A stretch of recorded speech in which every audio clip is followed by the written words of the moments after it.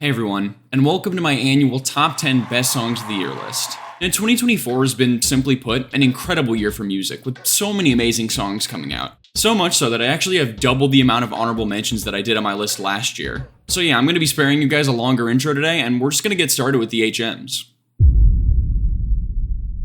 Yo, I'm recording a video right now, what's up? Oh shit, I'm sorry. You're good, I just started it. Can you leave this blooper in your video now? We'll see. Subscribe to Mushroomz, guy. You heard him. First up, we've got Tizo Touchdown with Third Coast. Love the beat switches, and Tizo's got like 8 catchy refrains on here, just so addicting. Schoolboy Q with Blue Slides, excellent Mac Miller tribute with a gorgeous instrumental. Next we got Logic with City in the Stars. Love the hook and verse from Robert Ivory, classically great flow from Logic, and the beat literally sounds like you're floating amongst the clouds. Now we've got Human Nature by Yacht Club, just a really nice little catchy indie pop tune. Chapel Roan with Good Luck Babe, maybe the closest to making my top 10 personally. I absolutely love the theater of this song and works perfectly with the lyrical content too. Next up, Burn off of Vultures, Kanye West and Ty Dolla $ign. Maybe it's just because of how dog shit the rest of Ye's music has been in 2024, but this track just really reminded me of what he's actually capable of when he's actually fucking trying. Lil Yachty with A Cold Sunday. Whoever's producing Yachty's tracks nowadays needs a massive raise. Devil is a Lie by Tommy Richmond. I do think $1 Million Baby's pretty great too, but I think this one gets the edge for me just because it's not as overplayed. Future and Metro Boomin featuring Kendrick Lamar with Like That. Pretty obvious pick, I think. Now we've got Yeet with Breathe. What an absolute banger, and sampling Regular Show too is just the cherry on top for me. Really wish we could have gotten more of this sound from Yeet instead of him totally regressing with Lifestyle, but whatever. Man, if only there was some other song that sampled the Regular Show episode in a creative and unique way, managing to make another slapper of a tune. Gee, I wish, man.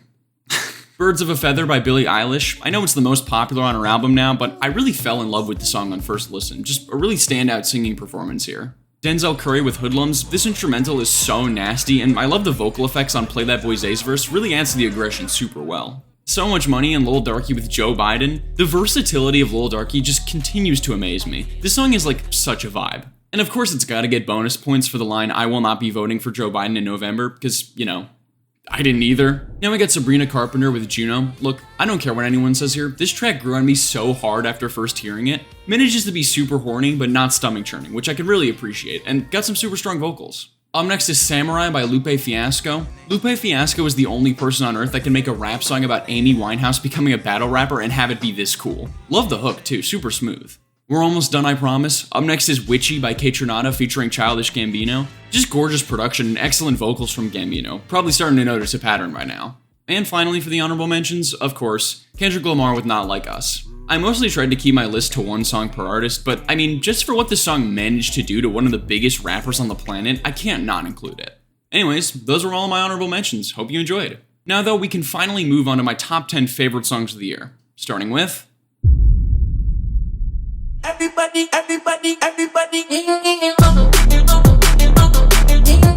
Alright, so I do have to admit something with this pick here. Originally I wanted to put on the track 10 by Fred again in this spot. Not only is it a really good track, but, you know, it's called 10. This is the 10th spot on the list. Comedy gold, I know.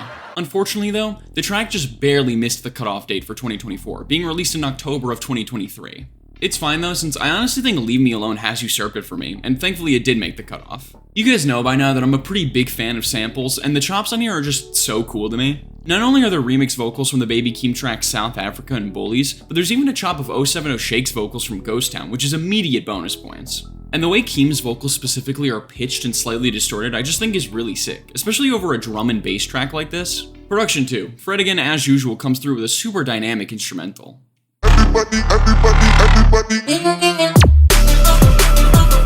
Although shout out to all of the co-producers on this track as well, including fucking Skrillex of all people. Not much more to say with this one, just a really strong track by one of my favorite modern EDM artists featuring one of my favorite modern rappers. They looking through me, you don't see me. I thought I made it out. And speaking of favorite modern rappers of mine, this new Mavi album is so good, dude. I've been absolutely loving his evolution from an artist heavily inspired by Earl Sweatshirt to finding a more unique signature sound, and Drunk Prayer is a perfect example of this growth, I think. First, let's talk about this instrumental. Now, normally I find that plucky guitar used throughout the song to be really annoying, but here it works very well, combined with those gorgeous background vocals. I'm a big fan of the slower tempo of the song too, since it really allows Mavi's lines to hit a lot harder than if you were to just rapid fire them off at a fast speed. In talking about the lyrics themselves, I find the overarching theme of alcohol abuse and how it connects with Mavi's faith a really cool concept to write about, and it results in some super memorable lines. Some of my favorites including Ursa Major was the ladle, come and scoop me, God had impressed on me the message, scribbled sluggish, and performed surgery on myself with just a cudgel. Really nice imagery there. And oh my god, the vocals in the outro by Amindy and my guy Jordan Ward, absolute cherry on top for me. Oh my God. Just one of the most tightly crafted tracks of the year for me, with very, very few dull moments. Also, quick note while we're talking about Jordan Ward, god damn do I wish I had listened to his album when it came out last year, cause Fam Jam 4000, that'd easily make my top 3 songs of 2023.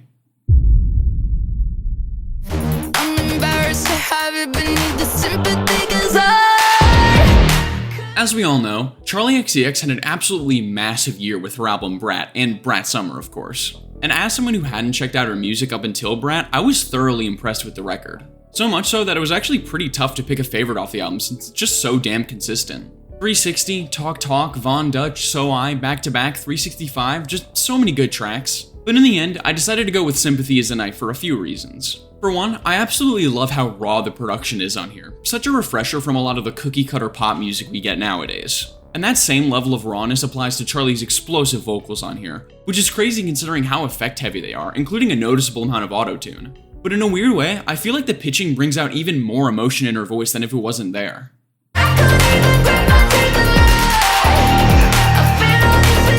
There's also the writing, which I feel displays a nice bit of vulnerability from Charli, in contrast to the unabashed confidence from most of the other songs on Brat. Talking about her insecurities as a celebrity and musician, comparing herself to other artists, and even describing how when people try to give her sympathy, she just perceives it as all a big lie. I'm just always a pretty big fan of when a catchy pop tune like this can feature some darker themes under its brighter sound, and the fact that there's even some theories that this track could reference Taylor Swift, man would I be there for that beef. Again though, Brat is so consistently good that I wouldn't be surprised if another song on it became my favorite, but as of right now, Sympathy Is the Knife is taking the number 8 spot for me.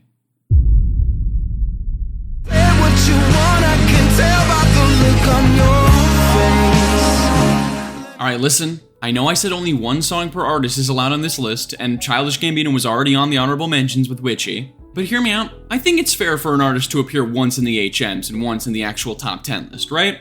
Anyways, on to Lithonia itself, man was I blown away by this track on first listen. Kinda similar to Lil Darky, crazy comparison I know, but Gambino is so goddamn versatile it makes me jealous. Even putting aside all of his other ventures as an actor, comedian, director, musically speaking, he is so good at nearly every genre he attempts, and Lithonia is no exception. The song's almost got like rock opera vibes with the anthemic chorus, and then it transitions to like pop punk almost with the harsher guitar hits that you just feel in your soul. And you can probably tell by now that I'm simply a sucker for songs with an excellent vocal performance, and Gambino absolutely delivers here.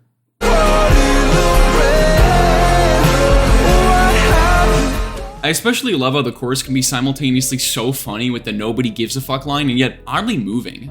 And can't forget about the background vocals on here too, they add just the perfect amount of sauce. Really not much more to say with this one. Excellent track overall, one of my favorites. But Donald, where the hell is the Bando Stone movie that your album is supposed to be the soundtrack for? I mean, I guess we still do have the music video for this track. Go watch it by the way if you haven't, one of the best endings I've seen. Let me go, gotta finish shitting on them niggas, and them niggas want no hickory. Like Childish Gambino, Kaytranada makes an appearance on both the honorable mentions and the actual top 10, but I had to include this track for how much it dominated the summer for me. Post Rich Ass Haitian, I am dead set on wanting a collab record between Kaytra and a super bar-heavy lyrical rapper like Makami. The mix of a fantastic rap verse over Kaytra's wavy, bright production is something I never knew I needed until now. But even still, my favorite part of the song has to be the hook by 03 Greedo. For those who don't know him, he's a low-key really influential LA rapper who's had a pretty prolific output since the 2010s, but his standout aspect has to be his delivery. He's almost got like a Future thing going where he just has the best voice for rapping ever, and Rich Ass Haitian really displays how infectious his vocals are. Like he just sounds like he has this ear-to-ear grin on his face as he raps the chorus, if that makes sense, and that just makes me happy.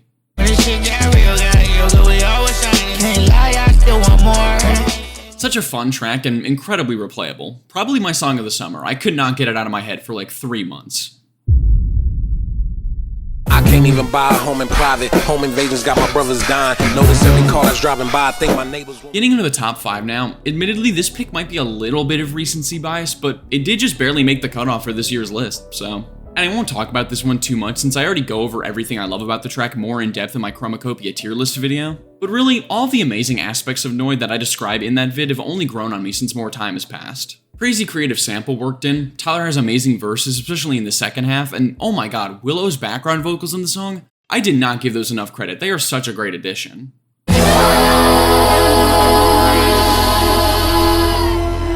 Lyrically too, some of Tyler's best writing across arguably his best written album, perfectly articulating his feelings of paranoia in a super captivating way. In production as well, it's of course up there with Tyler's standard level of phenomenal. So adventurous and each individual segment sounds crafted to perfection. Above all else though, on an album with no classic 2-part Tyler song, I think Noid is an amazing pseudo 2-parter, showing just how good Tyler is with crafting a complete story of a track.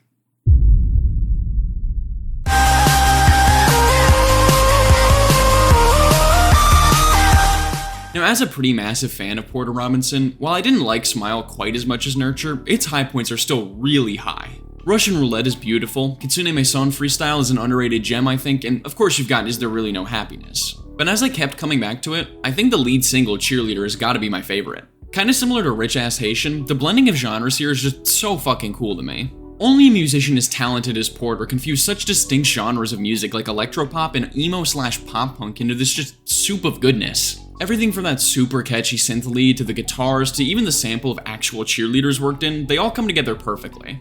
I also think the song demonstrates Porter's improvement as both a writer and a vocalist very well. Vocally, he sounds way more confident in his raw voice compared to the effect-heavy vocals on Nurture, and it fits right at home with the emo elements on the track. Obsessed like I know I can fit. Though honestly, the song's strongest aspect might be the lyricism. Tackling the topic of parasocial fans through the metaphor of a girl in love with Porter is a very cool idea. And the way he wraps up the song's themes in the bridge, kind of seeing stan culture as a necessary evil since he truly does love and appreciate even his most obsessive fans, it's simply really poignant writing. And it combined with such a fantastic and unique sonic palette makes for a consistently incredible track. Who the greatest? It's always been about love and hate. Now let me say I'm the biggest hater. I hate the way that you walk, the way that you probably saw this pick coming if you've seen me talk about my favorite of Kendrick Lamar's diss tracks against Drake, but yeah, Euphoria is still my favorite by a pretty wide margin. Having to reflect on this beef again for like the 5th time this year, I really gained a new respect for just how immaculate of a writing performance Euphoria has. While it may not be Kendrick's most brutal evisceration of Drake, the way he goes about attacking everything from his flawed character to his tumultuous lifestyle to some of his goofier moments, all while foreshadowing the harder hitting angles he's gonna hit him on in later tracks and accurately predicting Drake's responses is just brilliant. Like, you can tell with the song that Kendrick meticulously thought out every single step in his plan to permanently damage Drake's career. It's honestly kinda fucked up. To the point now where Drake is literally suing UMG because of this beef. Euphoria is just aging better and better with time. But even looking beyond the beef and lyricism of it all, the song itself has so many amazing qualities. For a track over 6 minutes long, it is so goddamn replayable, thanks in part to Kendrick's constant switch-ups in his delivery and all the song's distinct segments. I've mentioned this before for sure, but as a pure vocalist, I think Kendrick is one of the best and most versatile deliveries out of any rapper out there, and he really makes sure to deliver nearly every line in such an infectious and memorable way. I mean, there is a reason that there's a new popular Kendrick quotable like once a month nowadays. His delivery is like a cheat code for getting shit stuck in your head. cut the business, you got shit twisted. What is it, the braids? I hurt your feelings, you don't work. But maybe the most important aspect of Euphoria that keeps me coming back to it even nowadays is that it lacks most of the grosser aspects of this beef that make songs like Meet the Grams and even Not Like Us to an extent much harder to listen to on a regular basis. One thing before we move on though, if Kendrick Lamar is watching this, which he probably is, let's be real, please don't escalate the beef with Lil Wayne, my heart could not take seeing that.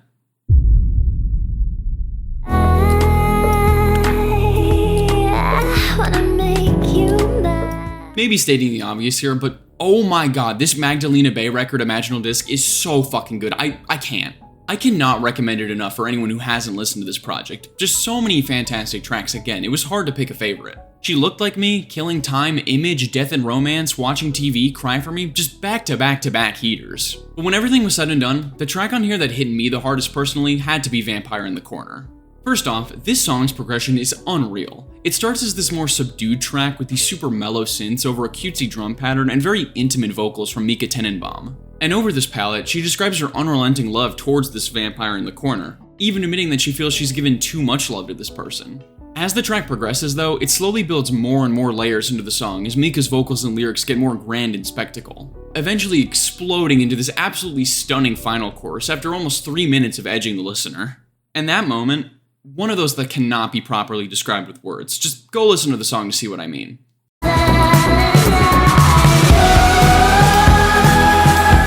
I honestly wish I had more to say about this track since it really deserves way more of a description, but it's simply just musical euphoria to me. And yet, despite how ridiculously good Vampire in the Corner is, it still did not take the #1 spot for me this year. So as for what did, without further ado, let's get on to my favorite song of 2024.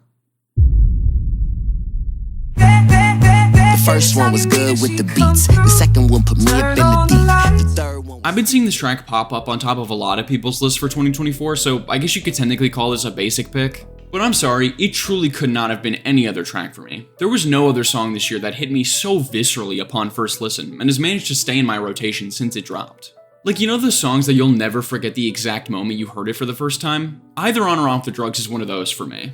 Just so many spectacular aspects of the song, I don't even know where to start. Shit's already got me pulling out the thesaurus in order to describe it accurately.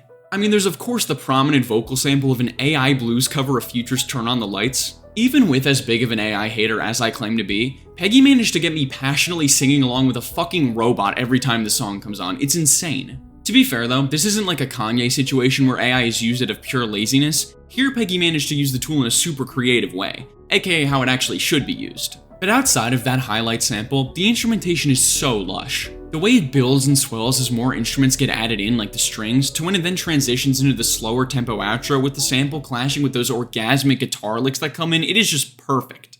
Some of you niggas be talking right out of the side of your neck, and I can't believe that. Really nice touch of the songs in 6/8 as well. Gives the track such a nice pace. And rapping wise too, this is probably a career highlight for jpegmafia. He's never been known for having amazing writing or anything like that, but I love how he can come through with both really funny bars like "She be acting like a thought, I hope it's all an act cause she deserves a Tony," and more serious personal stuff. There's the line, "I'm Michael Jackson dancing in the mirror, the only one who can't see me is me," which just goes ridiculously hard. And the part where he talks about his headspace during the creation of each of his major albums really hits hard if you've given his whole discography a listen. Never would I have legitimately thought of calling a jpegmafia song a tearjerker before properly getting into his music, but man did this track change my mind. Either On or Off the Drugs is like the definition of a perfect song for me. One of Peggy's all-timers easily, maybe even his best song. But truly, what gives this track the gold above all else, and you guys might see this as corny, but I feel like I have this song and the rest of I Lay Down My Life For You to thank for all of the support on the channel these last few months. I mean, the original sample breakdown I did for this album was at like almost 75,000 views, I think, and since then I've been seeing so much more engagement on the channel, which again, I cannot thank you guys enough for, and can't thank this incredible record enough for. So with that in mind, I really see no better way to express my gratitude than to crown Either Off the Drugs as my song of the year for 2024. But anyways, that's gonna do it for my favorite songs of 2024. As always, if you enjoyed, make sure to like the video and subscribe to my channel to see new uploads from me every single Saturday and sometimes Wednesday, unless I say otherwise in my community posts. Also, leave a comment letting me know what your favorite songs of the year are. I'd love to see if we share any songs in common, or even just what songs I might have missed on mine. Also, by the time you're watching this video, my new EP, Demos 2, will be out on all streaming services. So either check it out on YouTube if you want to see the visualizers, or just stream it up on Spotify or Apple Music. And finally, if you'd like to support the channel further, you can now become a member and receive early access to all of my videos, as well as a special shout out from me at the end of them, as you'll see on screen right now. So join up if you're interested, it really does help me out a lot. But yeah, that's about it. See you guys for the Christmas songs tier list dropping hopefully Christmas Day, but maybe not because finals is still kicking my ass. Okay, bye!